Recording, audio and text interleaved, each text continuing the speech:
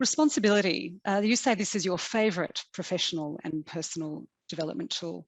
Why do you say responsibility is your favourite? Because one thing I learned, and one thing I know for sure, is that no one is coming to save us. You know, there's just, if your life is not going the way that you want it to, or your leadership isn't panning out the way that you want it to, and you're not getting the results, we can point the finger, we can call what I call the blame game and say it's them over there, they are not.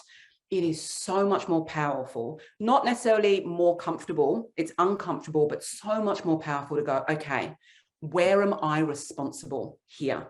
What is it that I am doing or I am not doing, or that I am believing, or what are the actions I'm taking or not taking that is having this situation look the way that it does? Now, I need to put a little caveat in there. I'm not talking about abuse in any way. That is a completely different topic.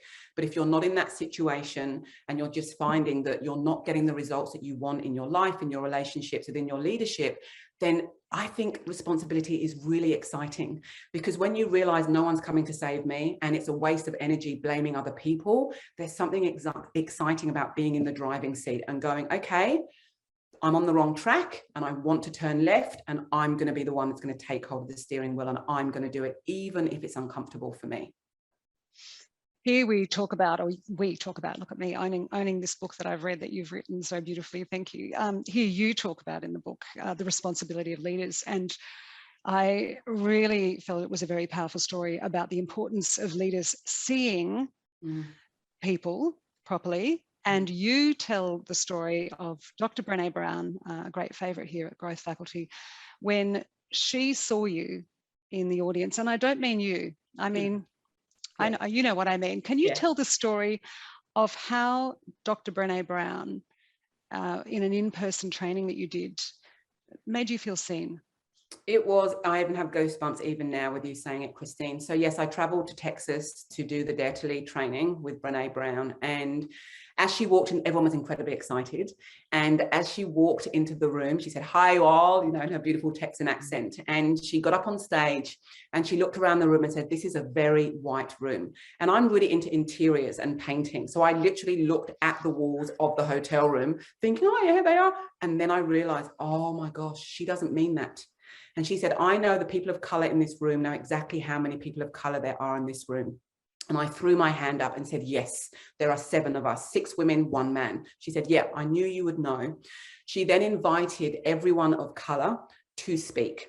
So a woman of color started to speak in the training just to share how it felt for her, for Brené to say that and to own that. And to be honest, in terms of daring leadership and courageous leadership, I just arrived in Texas. This was the first 5 minutes of the training. I had everything I needed in terms of displaying what courageous leadership looks like.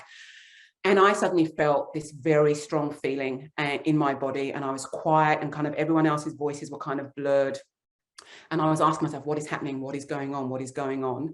And I realized that I was crying. And I realized that if anyone asked me a question, I couldn't speak. And what I recognized for myself was, this is the first time that I have ever been seen as a Black person in a white majority, because the white leader on stage was willing to see and name it. And then what happened through the training is that people would put their hands up and say, oh, I was an alcoholic, etc., etc., etc. Oh, I am a gay woman, etc., etc., etc. Oh, I have suffered from postnatal depression, etc., etc.